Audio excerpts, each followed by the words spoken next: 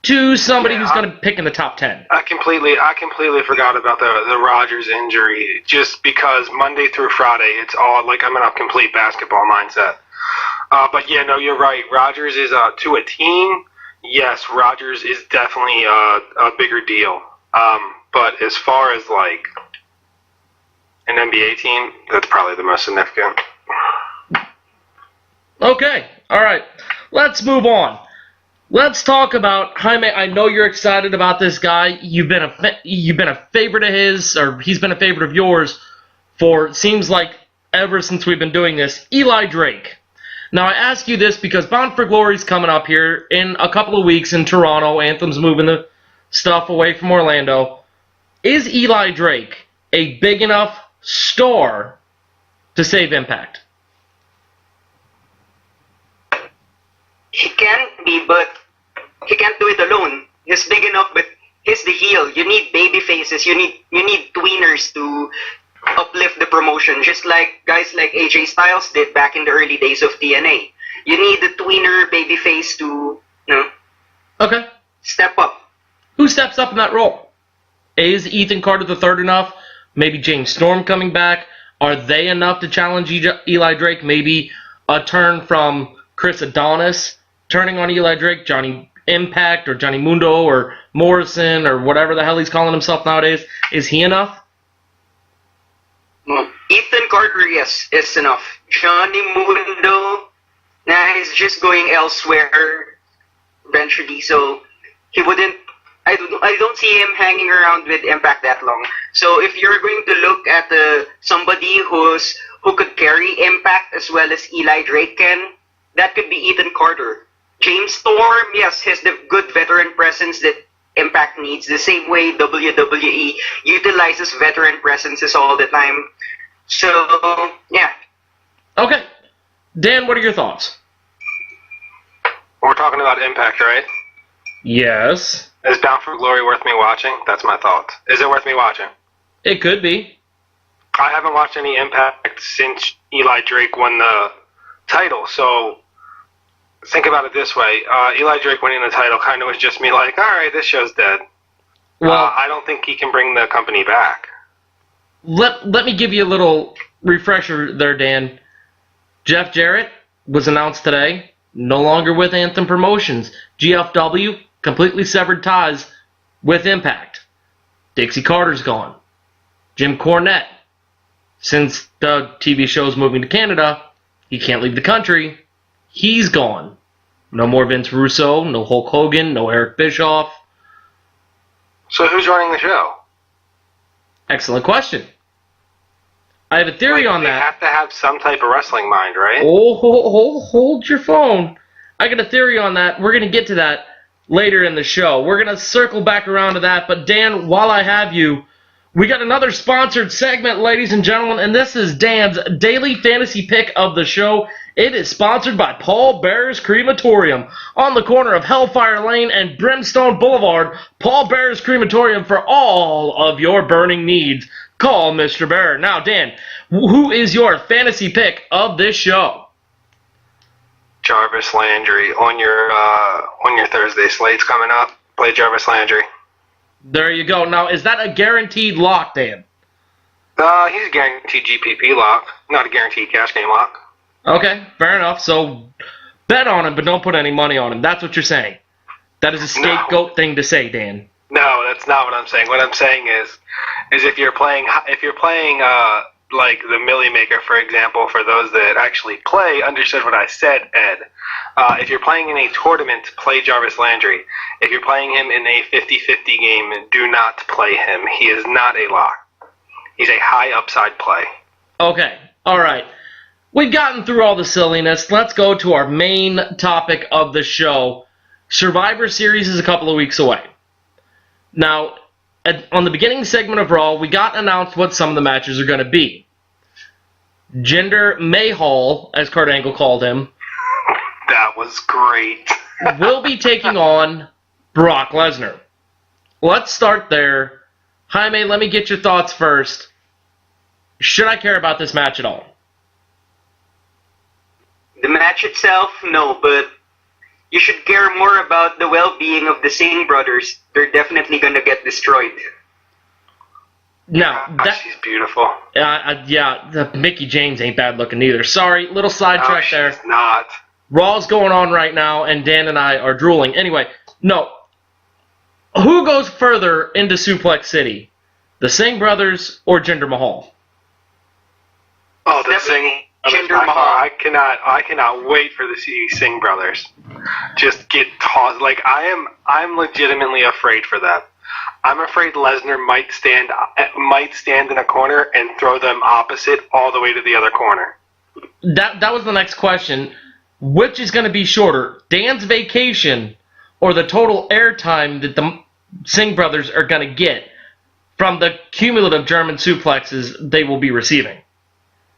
That's a question we're going to find out at Survivor Series. My vacation. I'm answering that. My vacation will be shorter. Probably. Now, Dan, The Miz is going to take on Baron Corbin. Jaime, I know you got something primed for this. You said it in our group chat here. Why is this match happening, Dan? Two heels going against one another? Is it simply the Raw versus SmackDown thing? Yeah, and I'm hoping that they give Miz this W. Oh, he has to win, right? Miz is definitely a company guy. He's got a strap on him right now, but he's got to win this. Like, he has to win this match. He has just taken 2 losses, 2 clean pins in the ring. He's got to. Focus, Dan. He's got to win this match. Jaime, let's hear your thoughts. I already know what to expect in the match, except, well, who turns heel. But what I'm more curious about is the build-up. How do you build up a lone wolf blindsiding a guy with a Mr. Yeah, that's another thing. And we saw AJ Styles come onto the show already on Monday Night Raw. Will there be crossover all the way up until Survivor Series? That's going to be something, because I really don't see how you can just have a promo and a promo and a promo and a promo and a promo build up a pay-per-view. So here's my question for you guys. Speaking of AJ, were either of you shocked to actually see him on the show tonight? No. No, neither was I. I just wanted to know if I was like I was expecting that when I saw him at the show last night, considering they have 2 of their top stars out, at least, right? Yeah. And then, so I have a follow-up question. I'm assuming that you saw the Shane McMahon segment, right? It was muted because I was waiting on you to show up, but yes, go on. Well, I mean, I didn't get to hear it either, but yeah, I'm assuming there's going to be crossover. Do you guys think do you think the brand split's going to end? No, I don't see why it would. There's no point for it. All right. Crossovers are only going to happen to promote Survivor Series, but brand split, no, never. And I think who's our guy going to SmackDown from Raw? Is it Brock? Does Brock show up on SmackDown? No, Braun does. Or maybe some love for Elias Sampson, who had probably the most entertaining segment of TLC last night. We'll get to him in a second. We're still breaking down these title versus title matches for Survivor Series. Let's talk about the Women's Championship. Now, we're going to have Natty versus Alexa Bliss, and once again, it's a heel versus a heel. I don't like this. It goes against traditional wrestling psychology. Everything that I've ever read or was taught or have heard, people way more intelligent than I have speak. It's got to be good guy versus bad, or else the crowd gets confused. And it's something that goes all the way back to George Hackenschmidt in 1908 wrestling for the original World Heavyweight Championship. Maybe they're getting smart. Maybe they're realizing that this is if we're talking about there's got to be somebody you're saying there's got to be somebody to get cheered and get booed, right? Absolutely. Okay, so out of Alexa Bliss and Natty, who gets cheered? Neither. Alexa Bliss. No. Bliss gets cheered. She gets pops every time her music hits. She gets a pop. That's because she is a solid 10, and not a Baltimore 10 like you're used to seeing. Solid 10. If we're going off of a Baltimore scale, like we're talking about like she's a 15. I know. I'm gonna go with like Streetwalker to like Kate Upton. Like she's like right below Kate. Actually, if I'm going off my scale, she's above Kate. Like, I think Alexa Bliss is hotter than Kate Upton.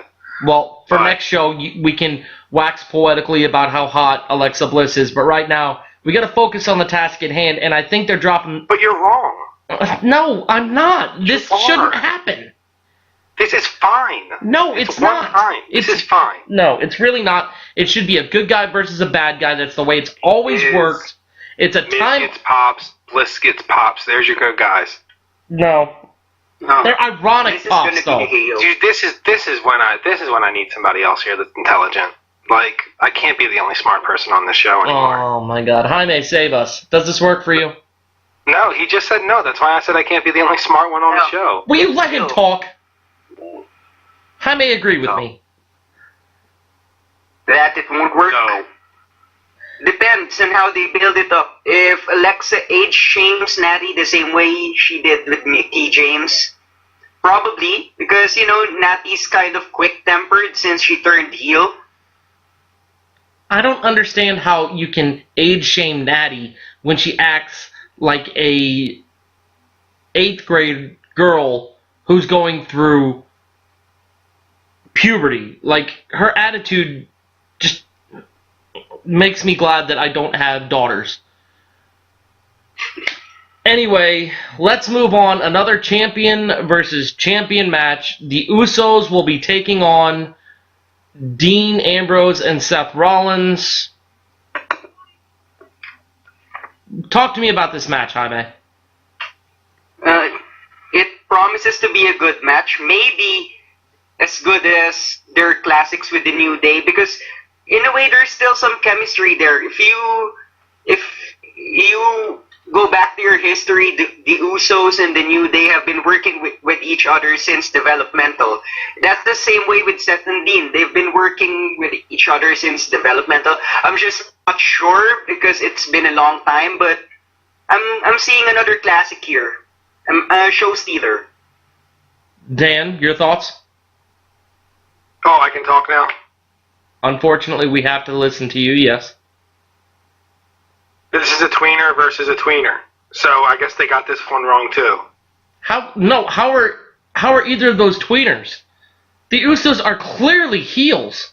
Clearly Are heels. they? Yeah, Are they? Yes. When they sit on Talking Smack and joke around with Renee Young and Daniel Bryan or Shane McMahon, or when they come out and they have a rap battle against the New Day, they're heels? Hold on.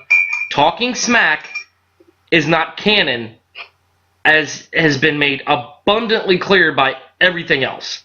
Talking Smack does not count. That's why the show is canceled. They're heels, Dan.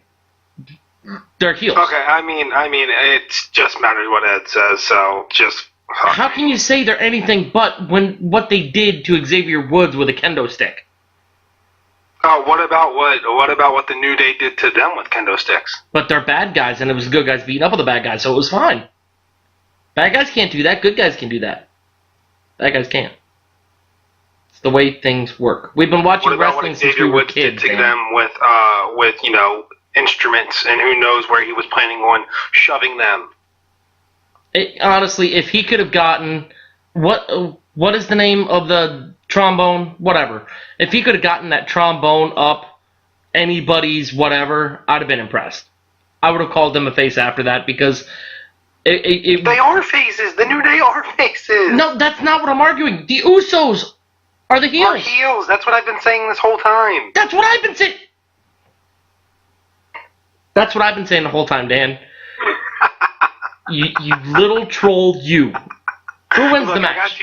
I really got you thinking. Like, wait a second. Did I argue this the wrong way? Who wins this match? The Shield. Jaime? Mm-hmm. Going with the Shield. They're too over at the moment. Okay. Alright, let's move on. Let's talk about... There's... Mr. Why is that the only match you asked for an opinion on? You didn't ask us to give our take on who wins that match. On any other match. I don't care about the other ones. It really doesn't matter. You should. Okay, we all know who's going to win between Brock and Jinder. Yeah, Jinder. Exactly. You can't hinder the Jinder. Exactly. I mean, it makes too much sense for Brock to win, so Jinder's going to. It's going to be Brock. Do either of us... I know Jaime cares about Baron Corbin because of his obvious man crush. That match doesn't matter. I do care about that match because I don't want to see Miz take another loss. But unless he's going away because Maurice is that far along pregnant and he's taking paternity leave for like 2 months. I do care about that match. He's the Bray Wyatt of championships. He just loses. Not quite Sasha Banks' level of losing championships, but he's pretty damn close. When he's got the Intercontinental belt, he doesn't win a match. I don't care about the Women's Championship because it literally doesn't make sense, and I could care less. How do you not care about a match that Alexa's in? Like, you and I have had these conversations. I'm more of a Charlotte guy. I'm fine with that too, but I mean, I'm just saying. You still care that you get to see Alexa Bliss on that card. Don't lie. Yeah. Exactly. Exactly. Okay, so point proven. Alexa wins that match too. Jaime, you want to give a take on any of these matches? Apparently, I got to take over the hosting role because Ed just is not having a good night. Well, Natty's tapping Alexa. Definitely tapping Alexa out. Okay. All right. Go ahead. Go ahead, Ed. Jump back in. No, you're running the show, Dan. Go ahead. All right. So now we're gonna move on to the. Hey, Ed, what segment's next? Yeah, that's what I thought, you doofus. Anyway, we got 2 more matches left on the Survivor Series card, and the traditional Survivor Series elimination matches, 1 male and 1 female. Now, before we even discuss who the obvious choices for each show's female team are, is the division deep enough to have this match on both shows? Yes. Jaime? Yes or no? Yes, it is. Okay, alright, fair enough. Who goes on... let's give out the teams. I mean, obviously on SmackDown we got... Who? Charlotte, Becky, Naomi, Carmella. Carmella, sure. Who's the 5th one? Is it Nia? Or no, Nia's on Raw. Tamina? No. Gotta be Tamina. Yeah. What about... I think she's the only other female left. Lana? No, Lana's back to that management role. Okay. But, I mean, you're right. Alright, so let's pencil it in. We got Tamina, Charlotte, Becky, Carmella, Naomi. and Naomi. Okay. Now let's go to the Raw side. Sasha, Bayley, Alicia Fox, Mickey. Asuka. Yeah, Mickey and Asuka. What about Emma? Maybe Emma over Mickey after that segment we saw tonight with Mickey still feuding with Alexa. I don't know. Or maybe Foxy doesn't get in.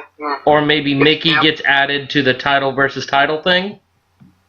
I mean, maybe, but then she's gonna have to win. Like, she's gonna have to pin one of them. What? Now, hear me out. We know that I thought she was winning that match last night, personally. I did too. I thought it was one of the best. I thought it was a real highlight of the show. What about this? Now, we know these cards are subject to change. Oh, geez, here comes one of Ed's famous ideas. Mickey's added to the title versus title, and Charlotte's added to the title versus title. Whereas, the winner of the match either keeps their title or gets to choose a title of their own.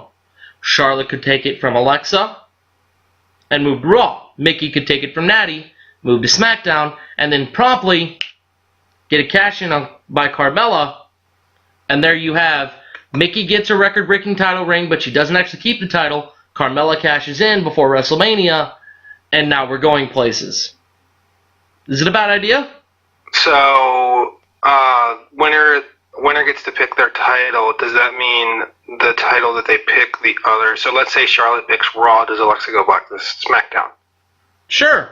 Why not? Let's add that. Okay, then I mean, I actually would be okay with that. I don't think that's going to happen, but I would be okay with it. Jaime, is it a bad idea? I miss Alex. Alex would usually say, "Who hired Vince Russo?" Yeah, that's true. Unfortunately, we had to give our Best of luck in his future endeavors.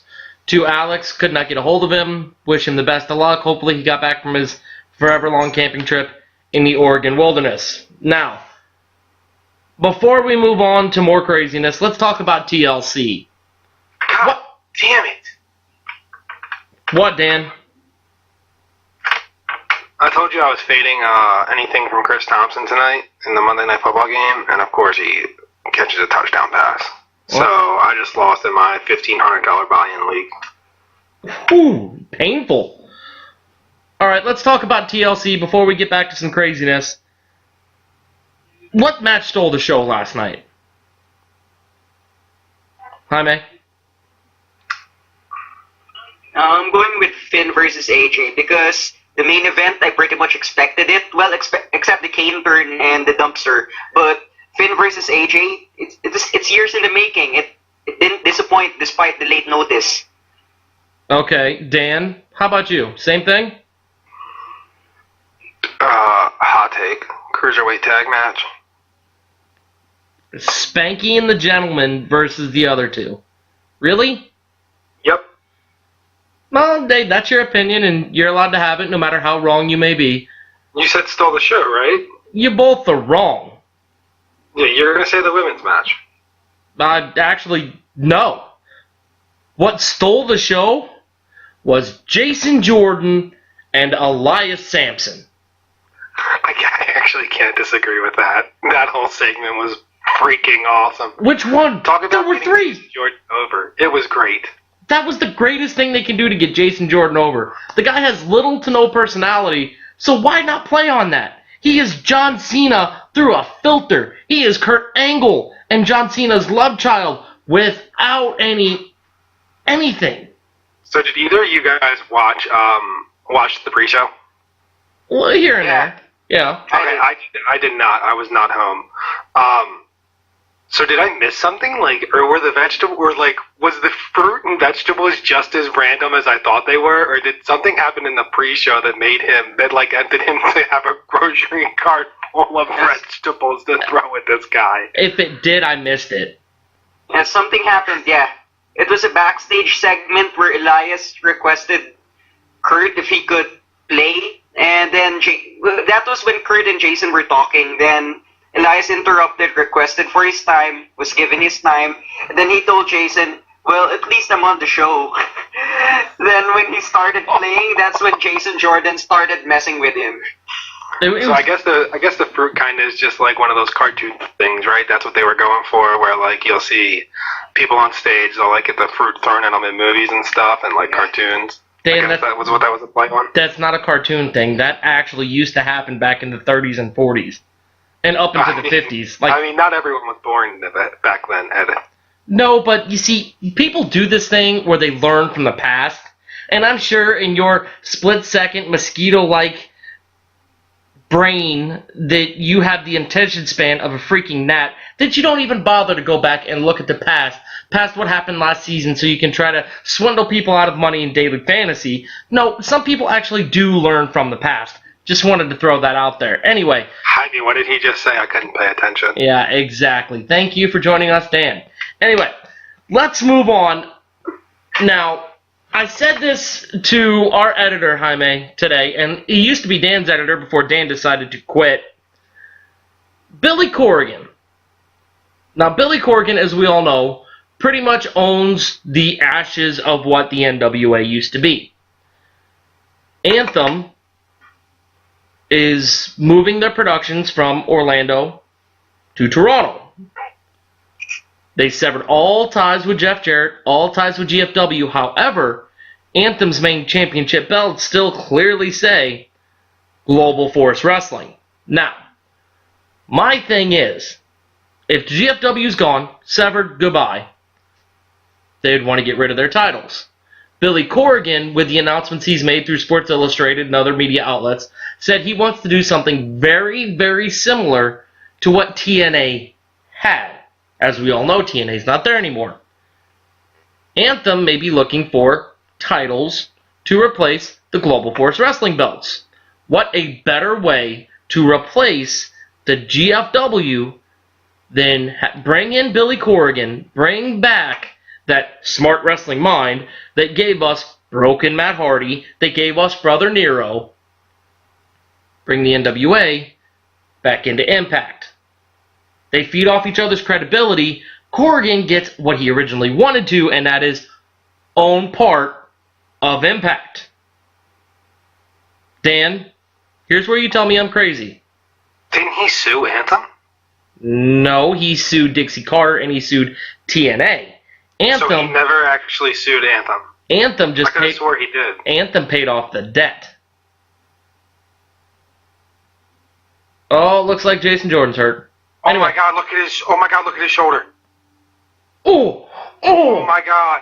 Oh my gosh! Anyway, Jaime, distract us, please. Billy Corgan and Anthem. Yeah, just talk about it while I'm not looking at his shoulder. God. Yeah, they're in good terms because you mentioned Anthem paid TNA's debt to Billy Corgan, so they could be in a good working relationship. And yes, Billy Corgan can get what he wants. Jeff Jarrett got what he wanted when he was booted out by Dixie Carter. Then he partnered up with Anthem to get TNA. So that's what's going to happen with Billy Corgan now that Jeff Jarrett is out. Yeah. That's the only way I see it going anyway, because Billy Corgan alone couldn't salvage the National Wrestling Alliance with all these no-names and stuff. No. Okay. So it's not as bad as I thought. It's possible. Dan, does this save the NWA? Does this save Impact? I don't think Corgan needs Impact to save the NWA. I think he's smart enough to have them like an ROH TV type deal within like 2 or 3 years. Is it possible that maybe he goes the other way and decides to work with Ring of Honor? I seeing that being more of a realistic option. Now, if you all remember back in, 2003, Ring of Honor and TNA had a very close working relationship until some kiddie porn got involved, and Rob Feinstein just completely destroyed all that. I'm going to put this out there, and for those of you that are listening that may be one of the powers that be, that maybe have some control over this, if you're a part of Anthem Brass, if you're a part of Ring of Honor, if you're Gabe Sapolsky or whoever's running things over there, come back together. Join us. Join together. Take in Billy Corgan, because together you guys have a shot at taking down the WWE. Not that I want the WWE to die, but competition creates controversy, creates cash. Thank you, Eric Bischoff. I'm just saying, I need more Jay Lethal impersonating Ric Flair. I want to see Kazarian take on Eli Drake. I want to see Christopher Daniels back in a six-sided ring. I want to see James Storm take on whoever else is in Ring of Honor. Make this happen. Ed, how much ROH have you been watching? I've watched a few segments, I'm not going to lie. I may have stayed up until 1 a.m. last Saturday and tuned in. You've watched more ROH than I have. Hey, that was one of the first Ring of Honor shows I've watched in almost a decade. Anyway, let's move... I call bullshit. Nope, I'm dead serious. I've watched 2 Ring of Honor shows in a decade. Live. I've seen videos since then. The Summer of Punk was magical. Although that was almost a decade ago, or that was over a decade ago, wasn't it? 2007, yeah. My, how the time flies. Alright, let's move on. Jaime, you have a fight or match of the week, and that is sponsored by Jack's Gym and Gas Station. Pump up at the pump on the corner of Know Your Old Boulevard and Jabroni Drive. That is on the opposite corner of the SmackDown Hotel. That's Jack's Gym and Gas Station. Pump up at the pump at Jack's. Now, Jaime, give me your fight or match of the show. I already gave Finn versus AJ earlier, so I'm going the UFC route. I was surprised with the result of the Cerrone versus Till main event. I didn't expect Cerrone to get knocked out by Darren Till. Oh, I didn't get to watch that card. Is that what happened? Yeah. He got knocked that's out. a huge disappointment. Spoiler alert, He got Jaime. struck. Spoiler alert, Jaime. Dan, would you like to add one there? No, I haven't been able to keep up with UFC. Man, I got so much going on that I'm lucky that like I know what date it is. Like my schedule right now is just crazy. I'm lucky I'm able to like watch Raw. I haven't even watched SmackDown from last week yet. Is it worth me watching? Nah, it's not terrible. Okay, I'll gonna try to fit it in then tonight. Okay. After Raw. Now, Dan, me and you have had this discussion for about 3 weeks now. We're going to do it live here on the show. Randy Orton. We know him. We love him. From my hometown. I'm going to throw out 2 basketball names, and you're going to tell me which one he is more like. Tim Duncan. Dennis Rodman. Rodman. Really? Yep. Explain. Just compare personalities. Alright, so I see why you would say Duncan, because Orton's like kind of quiet and everything like that, but when we talk about backstage with Orton too, we're talking about a guy who is very into the politics backstage, right? Sure. Duncan was kind of just like, rumor is that after Duncan won one of the championships, he didn't go out and celebrate. He went home with another teammate and they played video games all night. That was how they celebrated. They didn't go out and drink or anything like that. They just went and played video games. I picture Orton being the type of guy to go out and drink and party and have a good time after his 16th title reign if he ever gets it. I don't see him. I see him more along the lines of a Rodman personality, and he also is quick-tempered. That's a known fact that he's quick-tempered when it comes to fans and everything like that, where Duncan's pretty patient guy. Okay, you're wrong, and let me tell you what. What did we love? I'm not wrong. I'm not wrong. This is an opinion-based question. What did we love about Tim Duncan? What do we love about Tim Duncan?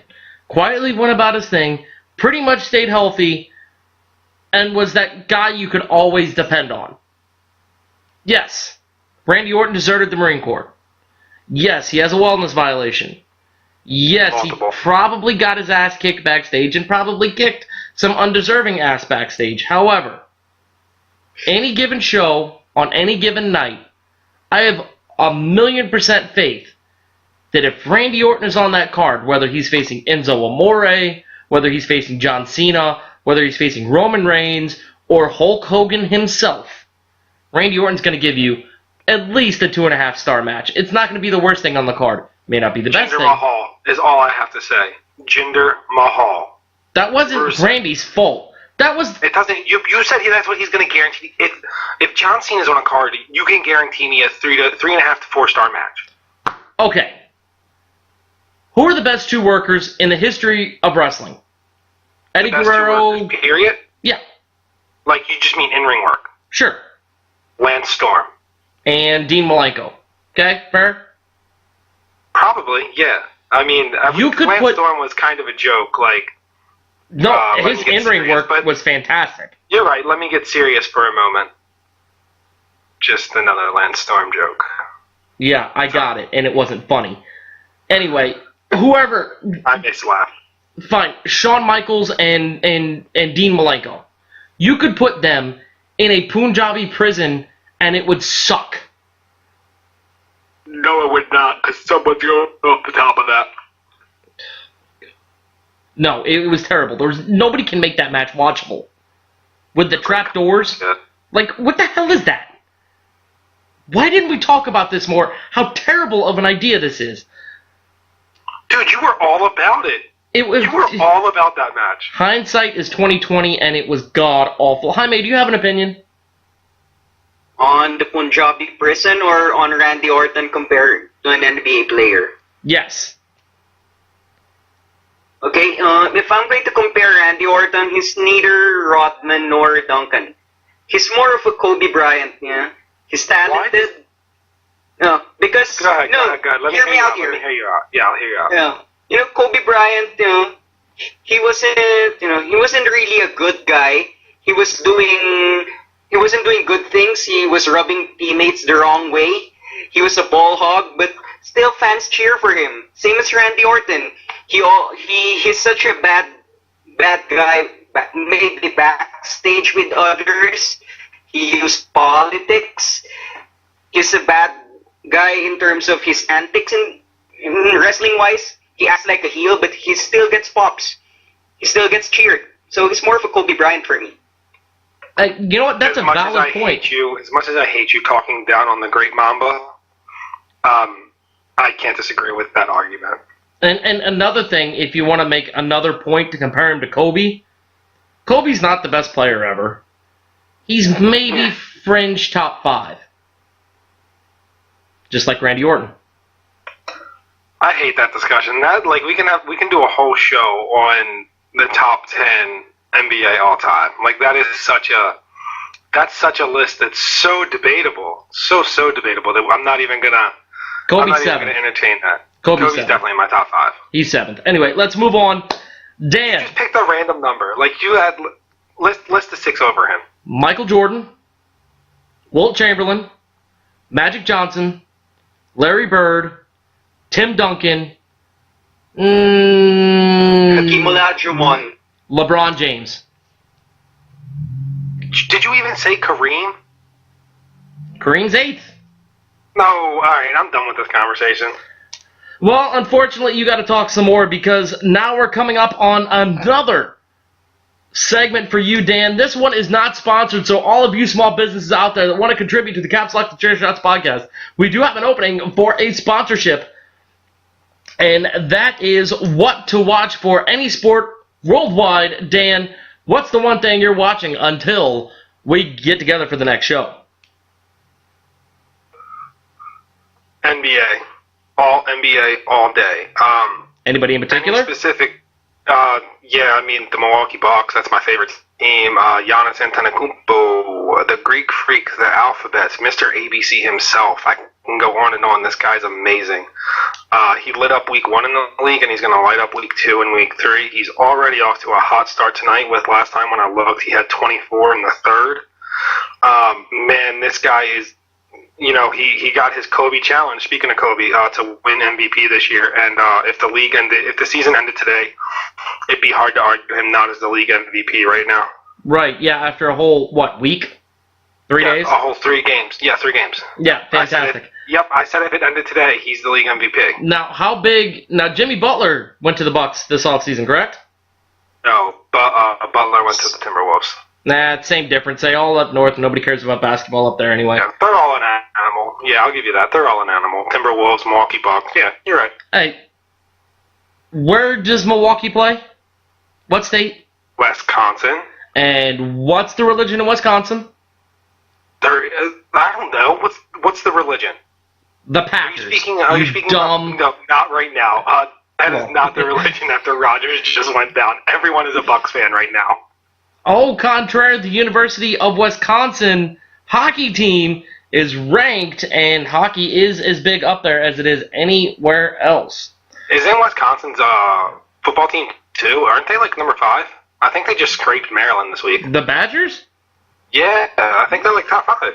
No, I was more focused with what Notre Dame did to USC. That's a crime in most states, by the way. I don't feel like looking that one up, but yeah, no, I'm pretty sure they're ranked too. All right, well, we'll have that information for you next week. Stay tuned right here to the Caps, Locks, and Chair Shots podcast, where you can get sort ofs and kindas on college football. Now, Jaime, before we wrap this show up, you have one more segment to go, and this segment is brought to you by the FWA. That's the Firestorm Wrestling Alliance. Friday Night Cold War Tournament to crown a new champion will air on November 3rd. You can find that on the XHF E-Fetting Network. Look out for a special wrestler named Scorpion Steve Dackle. He is the star of that show. He is written by a very talented and amazing writer. Now, Jaime, give me your long gone, forgotten, obscure wrestler of the show. Where is Mike Bennett? Hallmark has confirmed he's no longer going to work and he's not wrestling in a bingo hall or a high school gym during the weekend, so nobody's seen him in a while. Honestly, I don't care if I see him. I would rather see his wife. I saw an interesting thing on the WWE Snapchat. He was doing a match with Zayn, and he was getting pops over Sami Zayn. Good God, what have we come to? Well, speaking of what have we come to, we've come to the end. This is the end of the Caps, Locks, and Chair Shots podcast, and as with tradition, we take the last 5 or so minutes to cheaply plug what we are about and what we do. Now, Jaime, what you got going on? Right now, I'm still writing for Real Sport for the wrestling section. I'm tuning into the NBA right now and into boxing and kind of going back to foreign MMA because I've been focused on Philippine MMA news lately. So I'll see what I could come up with that. And you can find me on Twitter at the Great JLA. Follow me. All right, Dan. You've moved on, bigger, better things. Give the people what's going on. Where can they find you? What's up? You guys can find me at hoopball.com. I am the leading DFS analyst for all of their podcasts. You got to be a premium subscriber to talk to me, though, in those. Subscriptions aren't that much, $34.99 for the season. Come in, subscribe. You guys want some DFS news? You guys want some good fantasy, just some fantasy basketball stuff in general? Come in and sign up, man. You can't do anything much there. You can't get much better than what you can get on that site itself. Plus, you guys will actually get to see my face, and I know how much so many of our 7 listeners want to see my face. And I wouldn't say I've moved on from real sport completely. It's very possible for me to come back here soon. Wrestling is starting to heat back up for me. Kind of just needed to take a break. Wasn't really enjoying the product that much. But it's starting to enjoy it, and I had some stuff on my mind that I might get out there, so you guys never know. You might see something pop up on the site for me. All right. And as for me, you can still find me in the hockey and wrestling sections every week from now until the end of the season when the Kelly Cup gets crowned. You can find me doing This Week in the ECHL. That's covering all of your East Coast hockey action. That is the AA League affiliate for the NHL. I'm based out of Wheeling, West Virginia, home of the undefeated 4-0 Wheeling Nailers, so you can look for me there. You can also find another piece in the hockey section about the Miracle on Ice, the medal round game between the Soviets and the Americans in 1980 Lake Placid. It's called The Greatest Game. Check that out in the hockey section. Should be live the same time you hear this. And big news, sometime in the not-too-distant future, hopefully before Christmas, you're going to be able to find me on Amazon with my second addition to the Amazon library. It's going to be called We Were Spoiled. It's going to explain why wrestling now isn't as bad as what we think, and wrestling in the Monday Night Wars wasn't as good as what we think. Now, before we say those magic words that close out this show, Jaime, give me one more thing, one last thing that's going to keep you occupied, that's going to keep you around in the sports or entertainment industry until we meet again after Survivor Series. Well, yeah, good you gave me a chance to talk. So, I've been catching up with soccer, as you Americans call it, football. I've been catching up with football, the one with the round ball, soccer. I'll just call it soccer. So, I'm catching up with the English Premier League and the Spanish League. Okay, all right. Dan, other than basketball, talk about something else that's going to keep you around. Football, obviously. Yeah, I'll go. All right. I'll go outside of sports. I'll tell you something that's not going to keep me around. It's this 10-man cruiserweight match that we're getting ready to watch. That's not keeping me around. I'm definitely changing the channel for that one. Thank God for DVRs.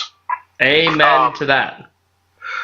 There's some good TV shows just came back on recently. But besides that, with school, work, and running my life as a wannabe podcaster and wannabe broadcaster, not much else for me to do. Hey, welcome to the club, buddy. That's what we're all trying to do here. Anyway, and as for my thing, hey, the NHL's back in a big way. Vegas is an expansion team that's doing amazing right now. The Blues are the best. That's unexpected, right? I did want to ask you about that, right? Very much unexpected. A lot of pundits were predicting that Vegas was going to be out of the playoffs, and they're one of the best teams in the West, as are my St. Louis Blues. We're getting the Montreal Canadiens falling flat on their face, which is unexpected. The Arizona Coyotes falling flat on their face, which was very much expected. The Kings are returning to form. The Rangers are kind of not there anymore. Pittsburgh, after losing on opening night, they kind of righted the ship and have turned it around. They had some goalie moves today. You can find all that on realsport101.com in the hockey section. A bunch of talented writers all over that website. So give us a check out there if you're listening to us on SoundCloud. If you're on Real Sport, look up myself or Jaime or some of Dan's chronicled articles. You can find us all on this website. But this show is coming to an end. And as per tradition, we always end this show with 2 fabulous words. So, as always, if you're not down with the Caps, Locks, and Chair Shots podcast, we got 2 words for you. Keep listening.